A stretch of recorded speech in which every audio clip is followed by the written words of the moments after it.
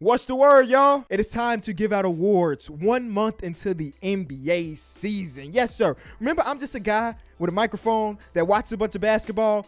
I don't know nothing. Y'all know that. You've been around.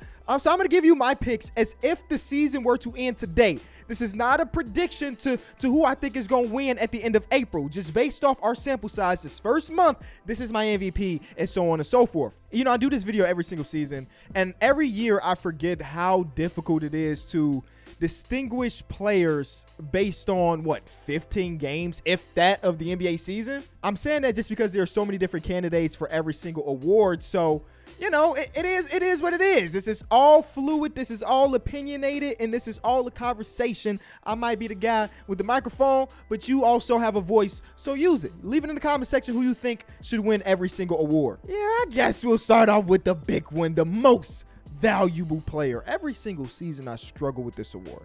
Actually, last year I was pretty easily Jokic, and the year before that it was pretty easily Jokic for me. But right now, let's just say I really struggle with this award because there's a lot of parity in the NBA right now. Like, the difference between the 1 seed and missing the play-in out west is like 3 games. And a 3-game difference is like a week and a half of basketball, y'all. So I was trying to figure out how much we balance team success versus teams not being as successful when we just talking about the 1 month award. So I went back and forth between 4 different players. And this is my order. At MVP, my number 1 spot, 1 month into the season, is Jason Tatum. Now, it might not be the best time to start talking about Jason Tatum MVP candidacy after the last 2 games. He shot pretty inefficiently for a guy that I'm saying is the MVP of the season. But hear me out. This is my reasoning why. Through the first month of the season, Jason Tatum has been asked to do so many different things. Derek White has been out and injured. Marcus Smart has missed some time. Malcolm Brogdon has missed some time. So we've had a lot of situations where Jason Tatum was asked to be the lead guard, the lead playmaker. Other times, he could just go out there and get buckets. But I think Jason Tatum has got to the point in his career where a bad shooting night doesn't necessarily mean a bad game. Now, there are times where a bad shooting night also means a bad game, but there are some times where I'm watching the Boston Celtics play and the shots aren't falling, but his defense at this point in his career is so crazy. He'll never really get the recognition, mostly because he plays with Marcus Smart, who just won Defensive Player of the Year. He's going to play with Robert Williams later in the season, who we all know as one of the best defensive bigs in basketball. He plays his other wing defender, and Jaylen Brown is also a really good defender. But I think because of all of that, we overlook what Jason Tatum does defensively, and I think he's one of the best wing defenders in basketball. Don't ask me no numbers to back that up. That's this eye test. And for the first couple weeks of basketball, the Boston Celtics really struggled to stop people. And I was telling y'all that, like, that's nothing to really worry about. First of all, of course, Robert Williams will be back eventually. But the place that they were successful in is fourth quarter defense. They had like the 3rd best fourth quarter defense in basketball. And at the end of the day, that is the core you need to defend the most, right? So they learned how to lock in when it really mattered. And they've been just steamrolling teams left and right. And I know it's a complete team thing. They're really, really well built. But like I'm saying, they've had people out of the lineup here and there. Of course, Rob being out. And Jason Tatum has been so smooth, so silky, and he's been amazing. So he's my number 1 through the first month of basketball. Now, number 2, number 3, and number 4, I might as well flip a coin to figure out who goes where. I ended with Luka being number 2. This is a very weird spot for Luka. Obviously, throughout the season, he's carried the highest load of any player in basketball, and the team has been relatively successful. They just don't really close game. If Luka not hitting the game winner, they just struggling, and the people around him are so lackluster outside of like Spencer Dinwiddie. I can make a whole video about the Mavericks and how the hell they've struggled to put because they've put together a competent team. They were just in the conference finals last season, but an above, like, just the competent level. Like, I was just looking at the people that were available this offseason, and they ended up with Christian Wood, which is so far been looking pretty okay, even though they're afraid to play Christian Wood with some other people because he's a liability defensively. But like, Jeremy Grant was out there for damn near nothing, and they didn't get Jeremy Grant. Like, Jeremy Grant is the perfect player to put on the Mavericks, but somehow they didn't get him. Either way, I mean, the load that Luka Doncic is holding for the city of Dallas right now is so crazy. I mean, at one point, I know it's lowered a little bit now, he had like the highest usage rate in the history of basketball. And it worries me quite a bit because I don't want to get to the point where he's wore down come playoff time. And I feel like that's the way we're going. I mean, we've already seen some cracks in the armor, but still he's been so damn good. So I'm putting him at number 2. And then number 3, I'm putting Giannis. And Giannis is not even having nearly as efficient of a season as we've normally seen Giannis. His free throw percentage is down. And that's how you get the Philly incident. The free throw percentage is down. The defense is still elite. And he is just a one-man wrecking crew. Right now, his usage rate is higher than Luka Doncic. And the reason I'm not worried about that is because I know it will go down once Chris Middleton come around. And I think Giannis' efficiency goes up when Chris Middleton comes around. And Jrue Holiday has been in and out of the lineup. So Giannis has been having to do so much more than he normally does. But he's still so very good. He's still, in my opinion, the best player in basketball. But I do believe on the season so far, I got Luka and Tatum above him through the first month. This is where I'm starting thinking about records and stuff. Like Stephen Curry is having a better season right now than his unanimous MVP season. But because they have struggled and they just won their first road game, shout out to Klay Thompson. 41 pieces crazy. I saw a stat that said that when Klay drops 40, they're 15-0 throughout his career. So they just need Klay to drop 40 every night. They'll never lose another basketball game. But to see Klay finally turn it up and look like a normal version of himself is a great sign for the Golden State Warriors and their fans. But like Steph Curry's having a better season than his MVP, both of his MVP seasons, his unanimous MVP season. But since they have struggled 1-8 on the road, the defense ain't been where we want it to be. It's hard for me to put them 1, 2, or 3. But now I'm going back on what I'm saying because the difference between Curry and Luka when it comes to the standings is like one game, Kenny. These are very well thought out. It's just, I just want to talk. Okay, damn. All right, cut me a break. That's making me want to put Steph Curry at like number 2. It's not that big of a difference between, Either way, those are my top 4 MVP candidates. And let's just say we random number generator to figure out who's 1, 2, 3, and 4. I'm going to go to most improved player. I thought the MVP was hard. Most improved player is even harder. I got 5 real candidates because I don't really understand what most improved player is. Last year, I predicted it the right way. I thought it was going to be Ja Morant, and it didn't feel like it should have been Ja Morant. No disrespect to Ja. Obviously, he went from a really good player to a superstar. But I like the version of the NBA where most improved player is like somebody outside a guy that got drafted 2nd overall. You know what I'm saying? Like, I love to give this award to the Pascal Siakams of basketballs. You know what I'm saying? The Jimmy Butlers, even the Paul Georges. You know what I'm saying? Or even Victor Oladipo. Even though he was a high pick, he had been through a couple different teams and a couple different locations and a couple different body types before he became most improved player. So, like, Ja Morant getting in this cool. Even he gave it to his homeboy Desmond Bane, who may have deserved it more as far as most improved. But like, it's hard to determine what the NBA is going to do. So that's why we go to the Kenny For Real most improved candidates. Let's go to the top 5. And you know what? I'm going to talk myself into figuring out who goes 1, 2, 3, and 5. I've got the number 4 there. Don't think about that. Desmond Bane went from 18 points per game to about 25 points per game. He's doing so much more for the Memphis Grizzlies. It's impossible for him not to be here, even though, again, last year he could have won it. Next, we have Tyrese Halliburton, the guy in the preseason that I thought was going to win it just because I knew that the ball was going to be in his hands way more. And he has jumped up 5 points per game, and he's leading the league in assists. Then you got Bol, which is a lot different than these other dudes. See, these other dudes have went from very competent, good players to like all-star caliber. This man, Bol, went from a guy that was getting 5 minutes per game to getting 20-plus minutes per game, and he's jumped up 11 points per. He's getting 5 more rebounds per. Like, if we thinking prototypical most improved player, he's got to be on this list just because bro was getting DNP coach decision for the first 3 years of his NBA career, and now he was given the opportunity to play himself into the rotation and play himself into the starting lineup, and he's doing what you want from a most improved player. A highly touted guy coming out of high school, fell in the draft. I know y'all remember him in the green room with the spider suit on. He's sitting in the green room mad as hell that he fell as far as he did, and he was getting no PT, even though he started in the bubble with that one lineup with him, Jokic, and like 3 other 7-footers. Crazy time the bubble was. And now he's legitimately a really good player. And like, bro, I mean, you watch Bol play every game. There's like a couple minutes straight when you like, God damn. I see why everybody was so hyped on him in high school, and I see why people thought he was the next whatever, because he gives those flashes. Now, if you could turn those flashes into something even major, dope. But like, even if they don't turn into that, he has showed that he is a NBA player. And I don't know if you could have said that last season. So he deserves to be in this most improved player conversation. Then you got the marksman, the finisher, Lauri Markkanen, man. He jumped up 7 points per game, 3+ rebounds, and he's shooting 10% better from the field. And the defense, like players are shooting 10% lower than average on the league, or however the hell you say that, when Lauri Markkanen is the closest defender. That can't be no coincidence.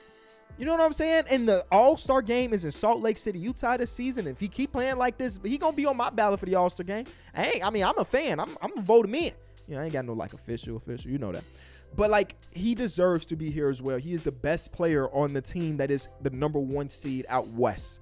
And he went from a really solid role player to like, dang, turnaround jump shot in the corner to close out a game. Disgusting. And then the last guy is Shai Gilgeous-Alexander. You know he had to be mentioned. He jumped up 7 points per game. He's shooting 8% better from the field. And he is a guy that went from, oh yeah, Shai is that dude. He could have been an all-star last season, technically, but he was injured all the time, to like, is Shai like the best at his position type good? You know what I'm saying?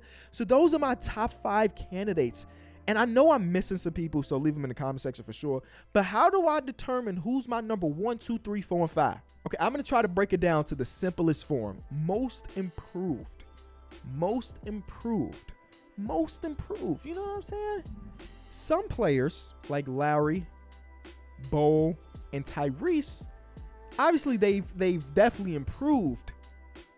But also their situations change. You know what I'm saying? Like maybe Bo was this damn talented last season. He just wasn't given. No, okay. If he was this talented last season, he would have got real minutes.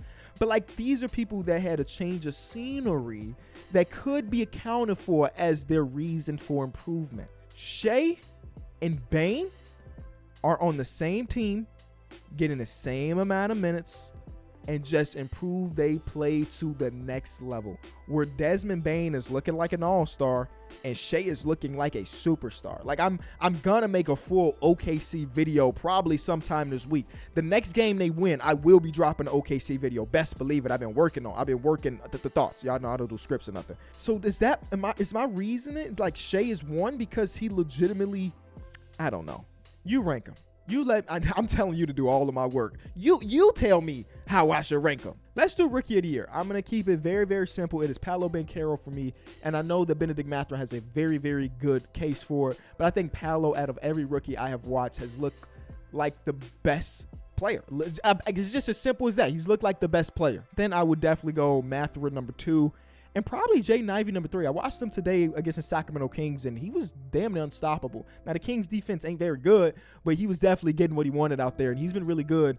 And now with Cade Cunningham being out for some time, we're probably going to see a lot higher usage for Jaden Ivey. So maybe he plays his way into this conversation, but I legit think that Paolo is like the heavy favorite, and he'll probably win it. And I don't feel bad about that, because when I start talking about 6 man of the year, this is where I could give my love to Benedict Mathurin, because right now he is leading points per game off of the bench, and the Indiana Pacers are surprising a lot of people. Some people expected them to be the worst team in the conference. I might have been some people. I don't remember what my Eastern Conference standings look like, but I know for sure I expected the Indiana Pacers to be bad, because I thought they were going to be selling off Buddy Hield and Miles Turner, and they might still do that later in the season. But right now, pretty much both of those guys have played really good basketball, and then Benedict Mathurin off the bench has been very, very good. I think he's about to be the first rookie since Chicago's own Ben Gordon to win six man of the year as a rookie.